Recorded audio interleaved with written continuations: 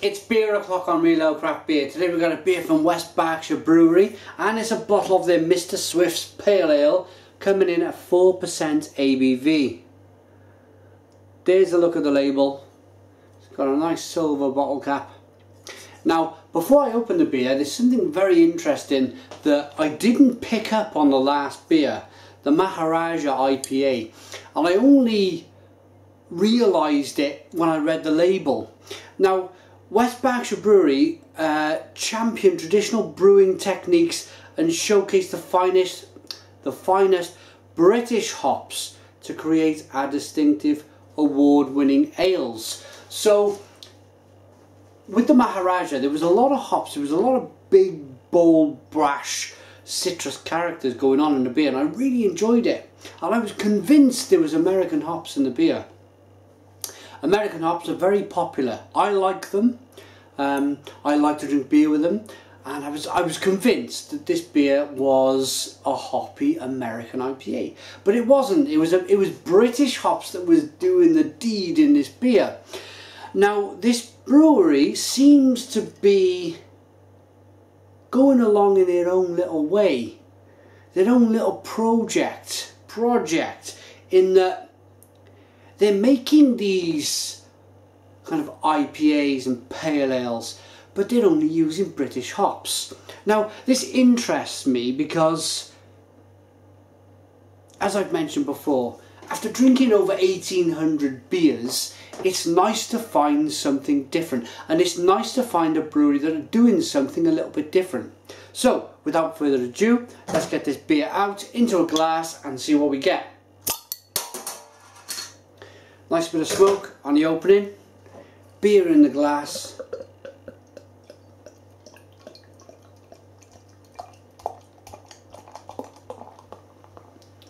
Now again, looking at the beer, it looks like an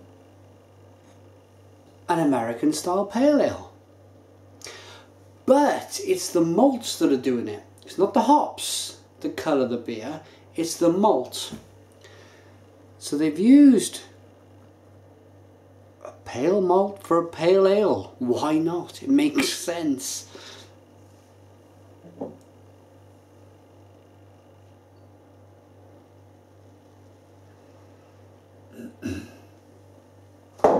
As with the Maharaja, Mr. Swift's Pale Ale is not a bottle conditioned beer. You can see it's got great clarity to it. It's a lovely looking beer. It's very pretty. Some nice carbonation rolling up the side of the glass. It's a 2-finger white head. Let's get the aroma.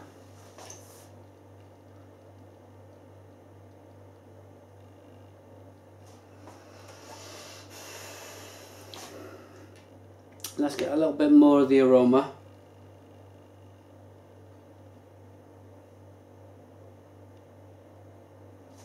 Now I'm picking up a toffee, slightly butterscotch aroma in this beer. It's very biscuity, very bready, and then you got a little bit of butterscotch. Bear with me, I just want to dive in and taste it.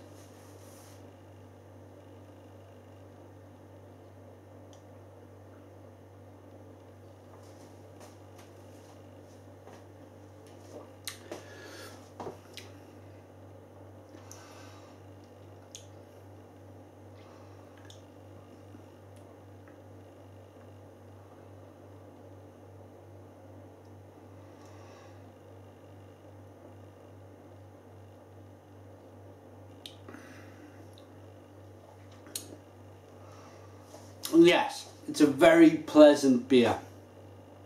It's biscuity, it's bready, it's malty, and it's got a little bit of, in the aroma, a butterscotch aroma, and I was slightly worried. I always worry, the alarm bells go off on my head, when I get this butterscotch aroma. It normally means diacetyl. Now, diacetyl is an off flavour in the beer. It shouldn't be happening. They've either cut the brewing process off too early, Oh, there's another problem with the beer along the way. But thankfully, it's not. It's not butterscotch in the taste. It is very much biscuity, bready, toffee-like, but not butterscotch. Sometimes I do get it, not quite a lot, but I do get it where in my earlier beer reviewing career I might have jumped the gun. I might have gone, this beer's full of diacetyl, and then I've gone and tasted it and then it hasn't been. And then you get a case where, yes, the aroma is of diacetyl, and then you taste it and it is of diacetyl, and then you can make your initial assessment on the beer. So these days what I do, I smell the beer first. I might get that little bit of butterscotch, but I taste it. I make sure that it's not in the taste, and it most certainly is not in the taste. This is quite a decent pale ale.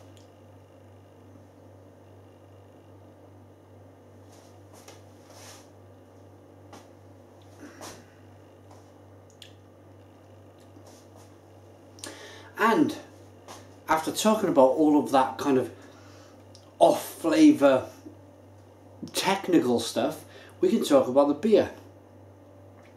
The beer is very malty up front. It's very bready, biscuity, chewy, nice and tasty, and it leans towards being very quite sweet. But then the second half of the taste does this. It swings back over into being more of a bitter, hoppy, nicely kind of lemon and a slight bit of grapefruit finish. So that gives you great balance. You've got sweetness, you've got bitterness, you've got flavour, you've got malts. It's a decent beer, a very decent beer.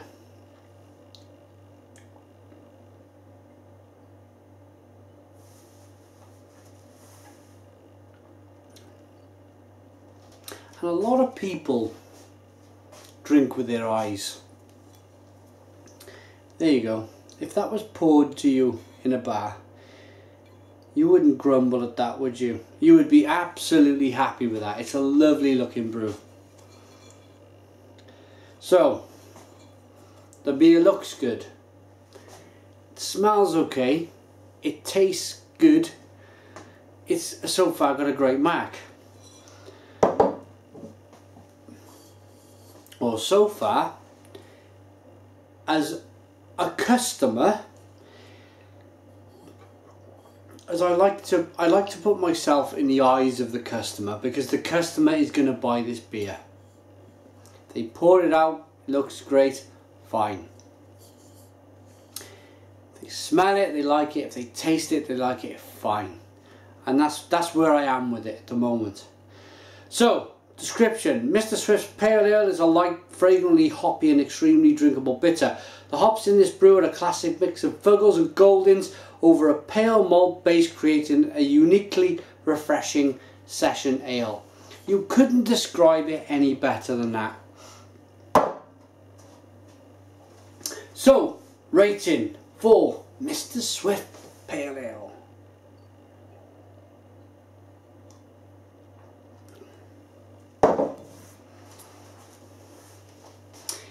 It's 4%. I probably forgot to mention that, but it's 4% ABV.